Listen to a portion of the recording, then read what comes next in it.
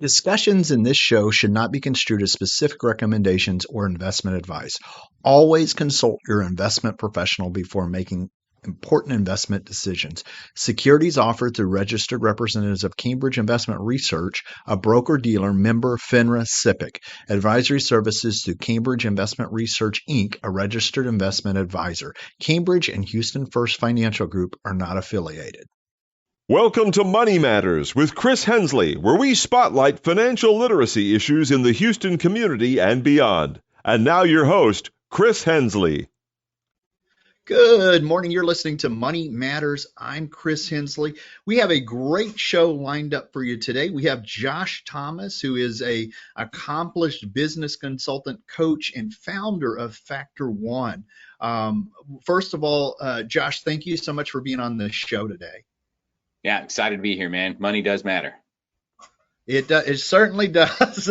Now, and I can uniquely say that you're actually here in Texas because we've been interviewing. I've interviewed somebody in Canada yesterday. We've been kind of getting people from all over the place recently, but you're up in Austin, right? That's right. Nice, nice. So a neighbor here. So we'll get some local listeners, but we also have international listeners as well. But great. Well, I'm glad to have you on the show today. And I'm going to share a little bit more on your bio for listeners to get to know you a little bit better. You are, as I mentioned, the founder of Factor One, and that's a unique advisory for service-based entrepreneurs with over 15 years of experience and a track record of helping clients double their business growth in 90 days. Josh is known for his fancy pants approach to business consulting. We'll learn about that here in a moment. He's also the host of the Do Zone podcast and runs the BYOB Lunch Club, a weekly discussion panel for entrepreneurs. Whoo, that's a lot, Josh. I got a lot going on, man. That is a lot. So before we started recording, we were talking about the BYOB Lunch Club, and then you also have the Do Zone podcast. So we'll kind of get into that and kind of see what the difference is there. I know we have a lot of people who are business owners and entrepreneurs who listen to the show as well. Tell us a little bit about yourself, maybe something outside of the bio, so listeners can get to know you a little bit better. Yeah, so I actually have a degree in music. And Nice. I used to be a high school teacher a long time ago, like 100 years ago. And it was great. Nice. Loved it. Just got burned out real fast and decided I needed to do something else. And then, like Moses, I wandered around in the desert for 40 years and eventually kind of like found the motherland of milk and honey or whatever it was in entrepreneurship. But gosh, it was a long road. I love it. Yeah, I noticed the cymbal in the background. My brother-in-law is a drummer, so I don't know if your neighbors will appreciate it, but I can appreciate it. Drumming is loud, right? Yeah. Well, good. So that's a great place to start. Let's just dive right into it. What inspired you to become a business consultant, and how did you develop your unique, what we call fancy pants approach? The wording on that was interesting. I think somebody like mixed up the words on that. I would just say I'm a fancy pants consultant because here's the thing: when you're at a networking meeting and you're going around and people are asking, "Oh, hey, what do you do? What do you do?" And if you really want to end a conversation, just tell them you're a consultant. And they're like, "Oh, cool. Yeah, all right. Well, bye." And they're out. And so it's just kind of one of those gooey terms that like, what does that even mean? Right. I just say like, I'm going to do a little bit of self-deprecation. Hey, I'm a fancy pants consultant. Ironically, I own 0 fancy pants. I should actually start buying some so that I could fit in. But the idea is this: I worked with giant consulting firms for a long time, and I've also worked independently, and I've actually worked with more than 5,000 clients. And so the reason I just say fancy pants is to take the pressure off and say something a little more interesting than me. I'm a business consultant, because nobody really cares about business consultants, right? And so as far as what works, I think this ties in very, very specifically to your podcast, because the number one problem that every entrepreneur I've ever met is facing is they don't have enough cash. And if you don't have enough cash, it creates all kinds of other problems. And so we think that we have a positioning problem. We think that we have a marketing problem, or we think that maybe there's too much competition, or the economy. We think all of these things, but they're just symptoms of a deeper problem. And that deeper problem is you don't have enough cash flow in your business. Because if you have enough cash flow and sales in your business, if you have healthy sales and cash flow, you don't actually have a problem. You have misallocation of resources. Because if you have cash, you can point some of that cash at the problem, at the perceived problem, and like pew, pew, pew, like annihilate it, right? Because the cash will solve the problem. And so the number one thing that I focus on all the time with any client is to solve the cash problem first. And once we solve the cash problem, everything else gets easier. Then we can go into the mindset things. Then we can go and set some clear goals. Then we can build some SOPs and systems and hire a CFO and all these other things that are really cool that we love talking about, shiny objects, AI, chat bots that'll sell for you and like squeeze your orange juice. We can do all of that cool stuff, but let's get you some cash first. Mm-hmm. Wow, that's a lot. So you just said a lot of really good information in a little bit of time. So let me kind of extrapolate a little bit on that. So one of the things you mentioned right away was the first thing is not enough cash for business owners, and really focusing on solving that problem first. You talked about all of the other things. We'll probably get into those, the systems and things that we can do to improve and work up the chain, right? But if you don't have enough cash, this is where you start. So I love that. That's really good. We talked about fancy pants approach here. Talked about the 5,000 clients that you worked with in the past, and really the idea of just giving a general term. So I'm thinking about when, before the pandemic, when I was an avid networker and we were going out exchanging business cards, and you have your elevator speech and you introduce yourself. If you use a general term like consultant, it's really hard for people to know what you're talking about. So the fancy pants, that unique approach, that's setting yourself apart, that is just a great actionable ideal for listeners there. Let's keep moving here. Can you share? Or go ahead. Looks like you got. Yes. I'll give you one more. Yeah. Since you mentioned that, like the networking meetings. Yes. Here's one thing that, like, if you can follow my instructions on this, it will change things for you immediately. Okay. Next time you go to a networking meeting, I want you to eliminate this question from your vocabulary. What do you do? Stop asking people what they do. And here's why.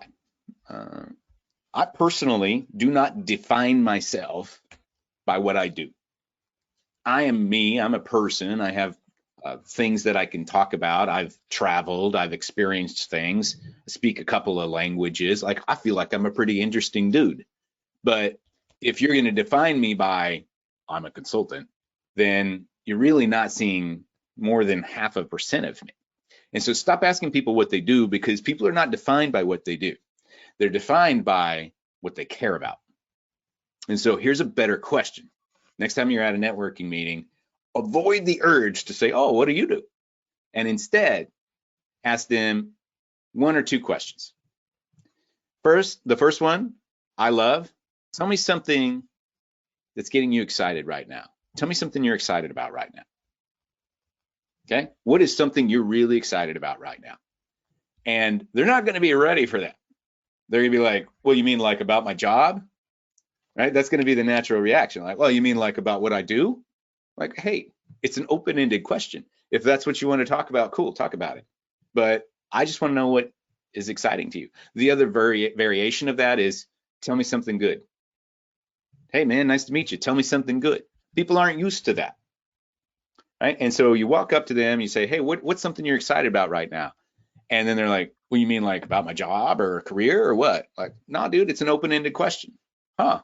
Well, I'll tell you what I'm excited about right now is, my daughter's about to graduate high school, and we just got her into this college, and she's going to study biochemistry. And man, that's just so exciting to me. Oh, wow, that's awesome. I got a daughter too. She's 16 years old. And now we're talking about stuff that matters immediately. Immediately, we're talking about stuff that matters. You're going to find a way to relate to whatever it is that they said and just be a human being. Now, all of a sudden, you have separated yourself from everybody else who's standing there like holding the drink and the stale cookie and being like, hey, so what do you do? Because nobody cares what you do. They care what you care about.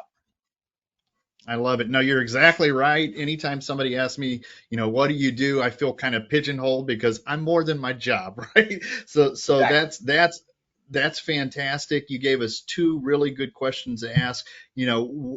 What's something that gets you excited, that's getting you excited, and then tell me something good. Who wouldn't want to hear something good, right? We get news every day, war in the Middle East, all that stuff. Tell me something good. I want to know something good. So tell me something good.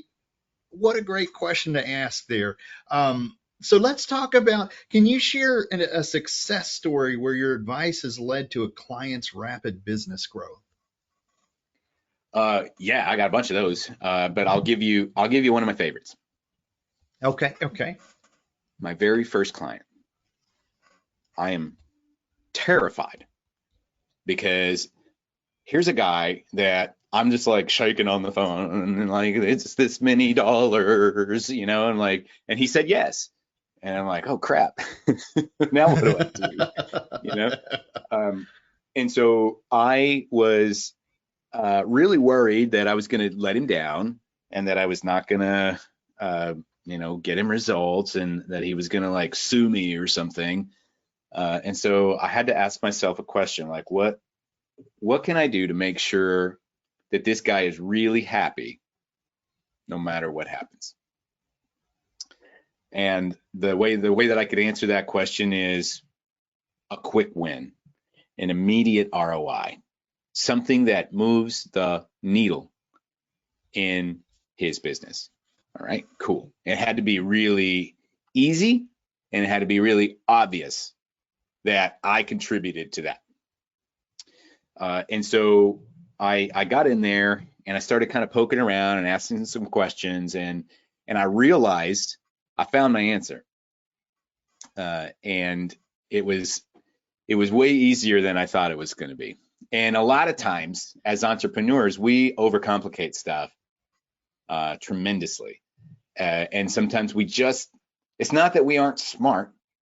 We just need that new perspective from somebody else coming in and saying, hey, I don't know if you know this, but that wall that you're holding up, you can just walk around it. You don't have to keep holding it up. Like sometimes we just need somebody with a better vantage point to say, why don't you just like go this way instead, right? And so what I realized was this guy had a call center, and he had 12 sales reps, all women, by the way. He had setters and closers, and he was selling a high-end tours to Europe, and they were not using a sales script at all.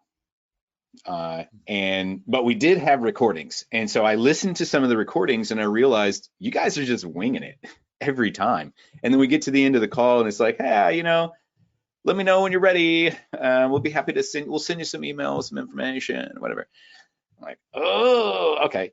So here's what's going to happen. I'm going to write you a sales script, and then we're going to use the sales script, and that's what's going to move the needle. All right, cool. He's into it, right? And so I write sales script, and I'm way better at writing sales scripts now than I was at that time.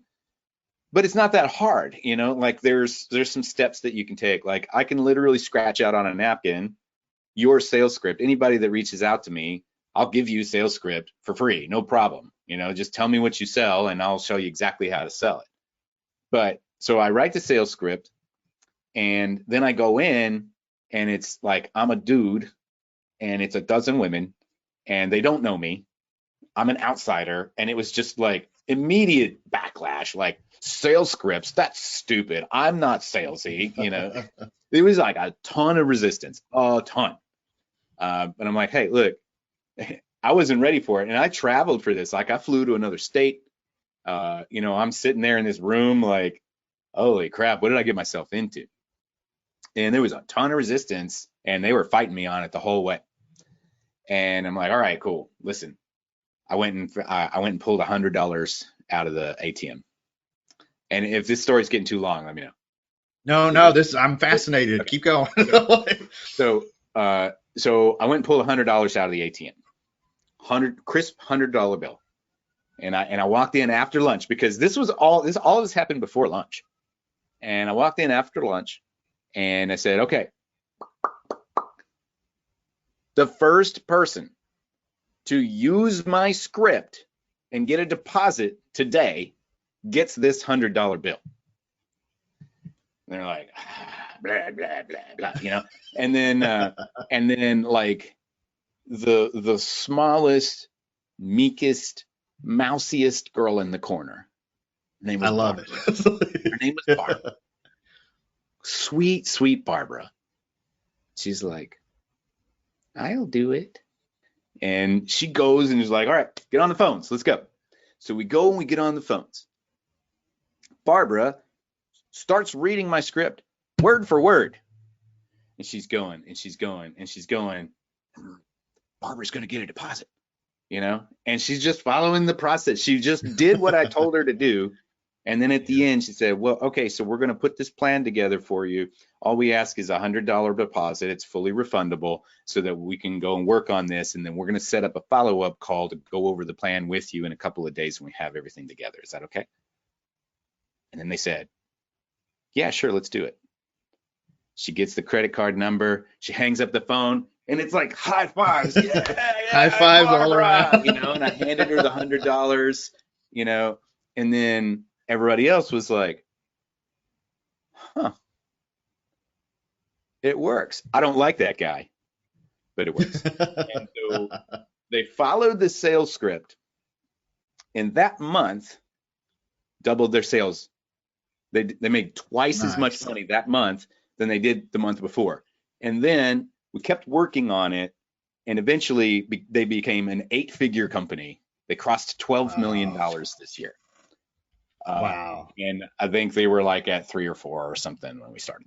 And so they crossed $12 million by making one tiny change that was simple. It wasn't like some weird back alley, you know, consulting voodoo. It was just somebody who had the perspective to be able to say, well, hey, well, why don't you guys just say the words that are going to get people to pay you money? It's not that you don't know those words. It's just that maybe you're not following a process that consistently executes. And that was the one thing they needed to do in order to blast ahead and be an 8-figure company. And now they're crushing it. And also, one last thing, in addition to selling way more tours, they're now charging almost 3 times as much as they did at that point, because of the confidence they've gained by just following the process. Look, you either use us or you don't.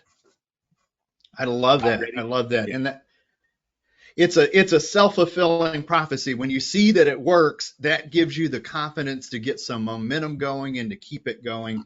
And I love how you mentioned you started with winging it, right? Winging it usually is a bad idea, right? Coming from the music background, we think of improvisation, improvisational jazz, something like that, right? But those guys have the fundamentals down. By the time you're ready to do the improvisation, you've already done the scripts, you've done the habits that you need to do. So that's a fantastic story to share. We saw the growth, the monumental growth with this company from just doing some of these things here. We're getting towards the end of the half hour. We got about 8 minutes left, so I've got to kind of pick and choose what I want to ask here. Here's one. How do you incorporate human psychology and behavior into your business strategies? As human beings, we all operate on 4 primary hormones and chemical responses: dopamine, oxytocin, serotonin, endorphins. And they all do different things. And so the ones that we use the most, though, in a business setting are dopamine and serotonin. So just a quick rundown. I won't get too sciencey on this. Dopamine is the reward chemical. Okay, when somebody thumbs up our post on Facebook, we get a rush of dopamine. Yay, I win. Right? Serotonin is the community chemical. It is something that happens when we are part of a group, when we go and we see our family, when we join a mastermind. That feeling that we get, that's serotonin.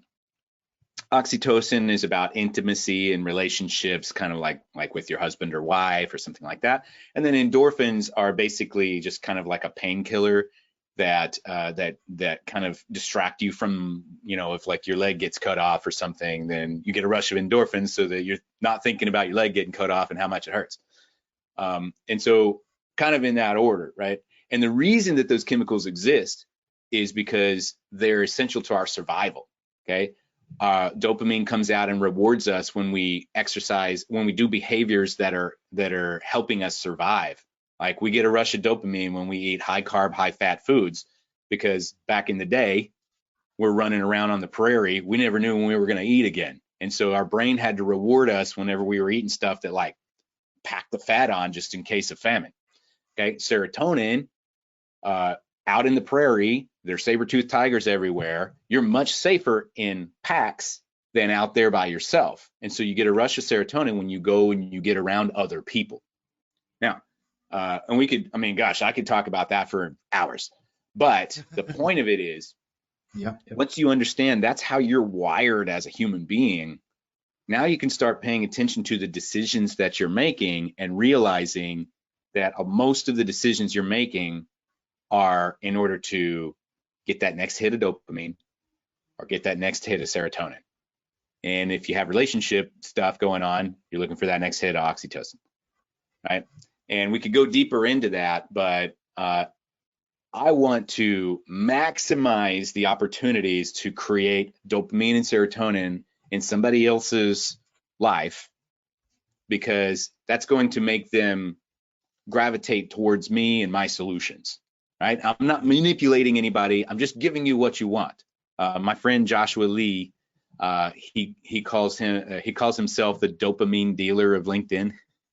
And nice. And it's exactly what he does. He wants to make people feel good, and that's how he grows his business, right? And so you can incorporate that in whatever it is that you do or sell, by understanding what is the chemical response that what you say provides to somebody else. And then I know we're short on time. I want you to understand the flip side of that is cortisol. Cortisol is the stress hormone.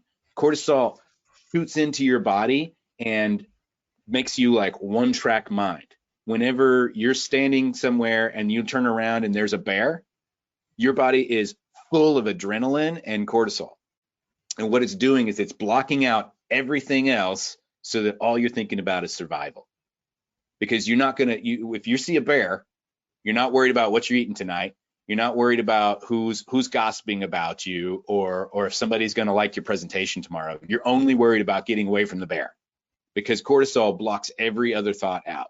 Understand that as well, because when you trigger cortisol in your prospect's mind, they are no longer thinking about the logic or emotional rewards they get from buying your product. They're just thinking about getting away from you, right? So we have to understand that's how human beings are. You're not going to change that.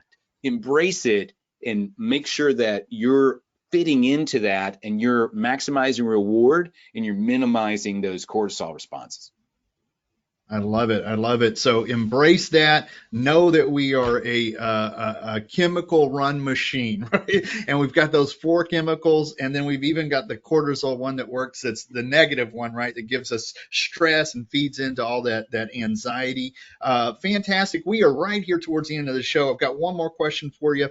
What are your future plans with the Do Zone podcast? You are here in Texas, so I know we're going to get some of the same listeners. And how do you see the Do Zone podcast evolving? It already has kind of evolved. I created this a couple of years ago. I'm almost at 200 episodes now. And the Do Zone was an idea about keeping entrepreneurs in this kind of zone of maximum productivity. And that evolved into multiple things. One of them was my company Factor One, which is very much focused on you are Factor One for your own success, and you have to do the things, you have to do the work, you have to do productive work that's going to actually get the results, and you can't just keep spinning your wheels. The other thing it evolved into is I put together a personality profile test called the Flow State DNA. And that is designed for entrepreneurs to help you understand your kind of entrepreneurial hardwiring for how you operate against time, against your environment, other people, and your execution style.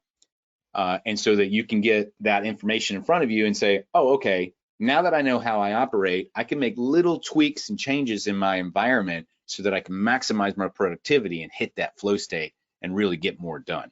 And so I just recently finished that and launched that.